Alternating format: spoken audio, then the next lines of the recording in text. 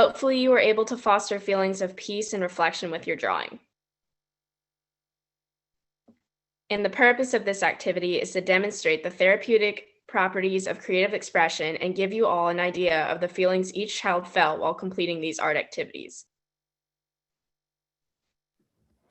All right. Why would we ask you to do this? It's because for our project, we chose to address the issue of making the reception and transition of youth from shelter environments to sustainable housing more peaceful. We learned that a challenge is overcoming feelings of having to survive day to day. As you'll see from our presentation, opportunities for creative self-expression can be a powerful tool to bring peace to the experience. For children, the integration and transition process may feel overwhelming, and it can provoke feelings of anxiety and nervousness. It involves adapting to a new style of living and socializing and becoming acknowledged participants of society. This issue is extremely close to our hearts as its effects in our community have become extremely prevalent during COVID-19. 4,700 homeless children are currently enrolled in Charlotte-Mecklenburg schools, and due to pandemic conditions, children are experiencing additional emotional and psychological stress in the already stressful situation of transitional housing. One of the themes in New Gen Peace Builders is that you don't necessarily have to start a project from scratch. You can be inspired by and leverage lessons from other peace projects. We were inspired by the Art for the Heart project that was done in Charlottesville, Virginia. With that project model in mind, we did more research on the connection between art and mental health of homeless youth in Charlotte. We found studies using both quantitative and qualitative measures to examine the function of creativity in art making with respect to resilience in homeless youth who are attending a drop-in art center. From our analysis of these studies, we concluded a correlation between creativity and a prevalence of resilience in the lives of homeless youth. We learned in New Gen Peace Builders the importance of deciding if your project is awareness, service, advocacy, or philanthropy. We chose a service focus for our peace project. We wanted to be supporters, providing support to children to effectively transition from a homeless environment to sustainable housing by exploring and implementing art therapy. Art therapy is known to help children express their emotions and channel anxiety and aggression into art making. Children benefit from art therapy by using the art as a safe place to communicate and provide symbolic representation of their experiences. The implementation of art therapy deserves careful consideration and responsible implementation. As we progress through our peace project, we wanted to find an organization that works with children and has a need for help in the Department of Child Development and Education. We drew from past experience that members of our team had with the nonprofit, the Harvest Center, and further researched their programs and goals. The Harvest Center houses families in need and has a lot of programs for adults in transition who needed extra help. But we saw and confirmed that there is an opportunity to serve children through our project too. Upon communication with Terrence Barber and Terrell McCrae, the child specialist and partnership director at the Harvest Center, we found that there was a class for adults on Wednesdays, but not a class for children. There is a time and an opportunity to connect with the children and implement art experiences. We know we couldn't get the supplies we needed using money out of our own pockets because that was not a sustainable option. We researched connections between nonprofits and supply stores in Charlotte and found that Sam's Club offered grants to nonprofits. In order to prove the validity of our intentions, we provided the EIN number and business card of the Harvest Center, in addition to our email communications with them.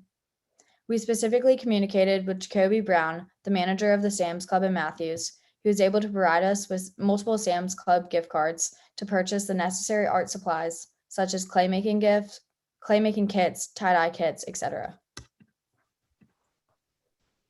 During our peace project, we also took note of the lack of art and art supplies in many schools, which means that children in transition have even less opportunity to experience art. Based on our meetings with representatives of the Harvest Center, we agreed upon 3 separate art sessions to be held on the dates of April 14th, April 21st, and the 28th, incorporating activities such as painting, tie-dye, and sculpting into each session. We decided to conduct sessions concerning these 3 modes of creativity as the necessary resources were available, and we identified studies to validate their positive effects.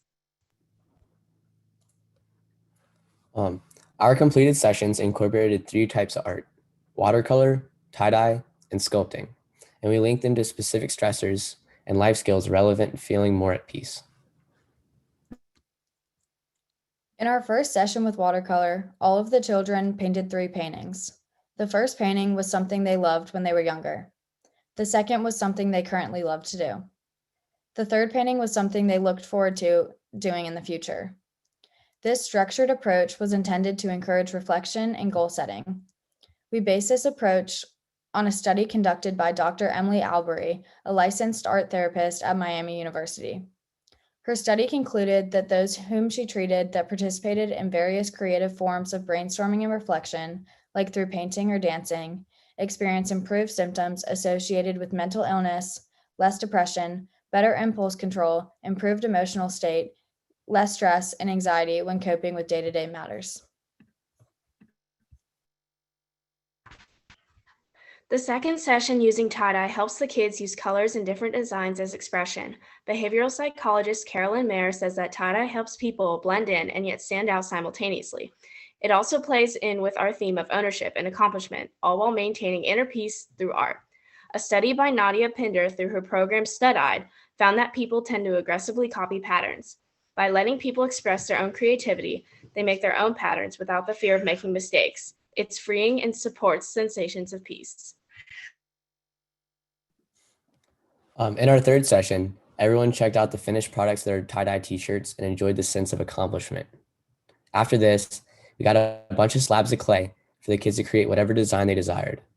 According to a recent study by Elizabeth Kvarnström, pottery and sculpting are linked with lower heart rates and blood pressure, your breathing calming, and your stress level naturally sinking as your mind and body become enveloped in the world of creativity. Pottery and sculpting also allow for trial and error. When someone makes a mistake, they can always sculpt the clay back to normal. A study conducted by Dr. Michael Schultz and Tammy Gevron on the therapeutic qualities of the clay, work in art therapy, states that the creative manipulation of clay aids in child development through 6 key facets: the facilitation of emotional expression, the facilitation of release, the revealing of unconsciousness materials, the provoking of deep expression, the facilitation of verbal communication, and lastly, the advancing of concentration and symbolization. We also look at this project through a framework called the 8 Pillars of Peace from the Institute for Economics and Peace. The strengths and weaknesses of a society in relation to peace and resilience can be reflected on using this framework. Since our research shows that the presence of art supplies in a structured approach to art experiences is important, we looked at where there are gaps. We proposed that 2 weak spots are the lack of the availability of these supplies and programs as related to achieving high levels of human capital and equitable distribution of resources. This underappreciation of arts education in general and the gaps in the availability of art resources in art therapy is a cultural attitude that leads to structural gaps in resources.